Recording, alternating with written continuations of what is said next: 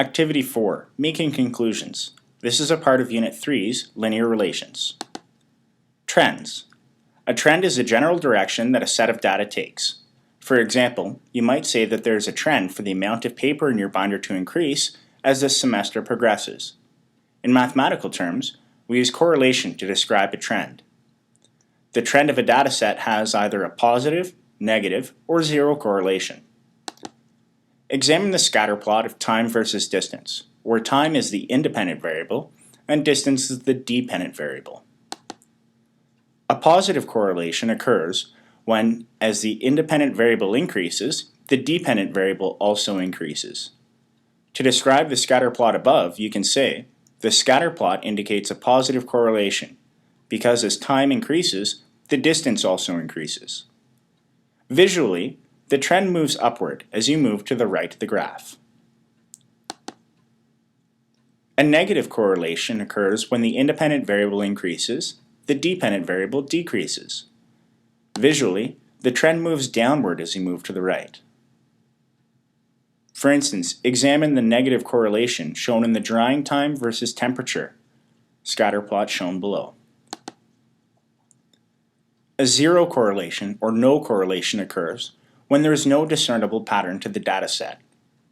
Finger length versus marks is a scatter plot here that shows no correlation. You can't say whether or not the dependent variable increases or decreases as the independent variable increases.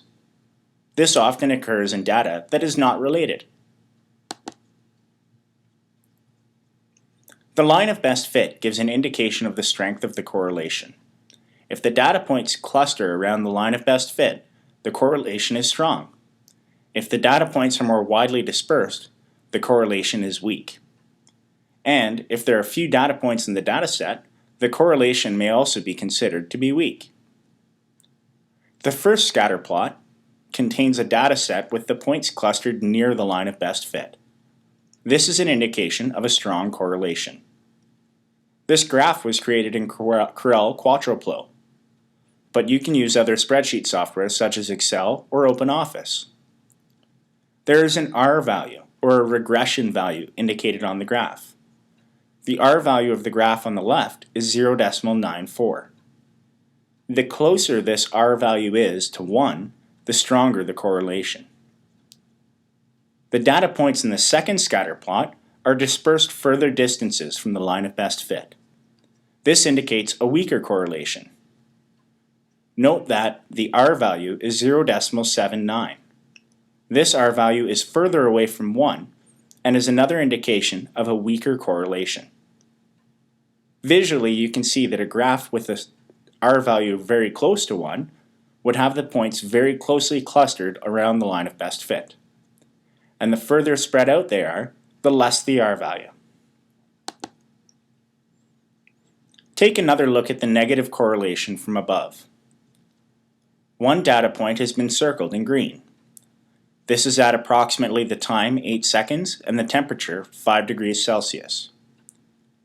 This data point doesn't seem to follow the trend in the data. We call this data point an outlier. When making assumptions about a relation between two variables, outliers need to be explained.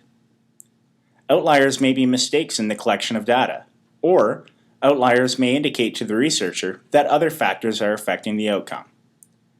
In this example, the outlier may indicate that even though the temperature has increased to 5 degrees Celsius, the time to dry may be affected by other factors, such as the amount of wind or direct sunshine, as this graph was a comparison of drying time versus temperature. Write a statement to describe the correlation and correlation strength for this scatter plot. Explain your reasoning. When you're done, come back to see if you have the same thing that we do.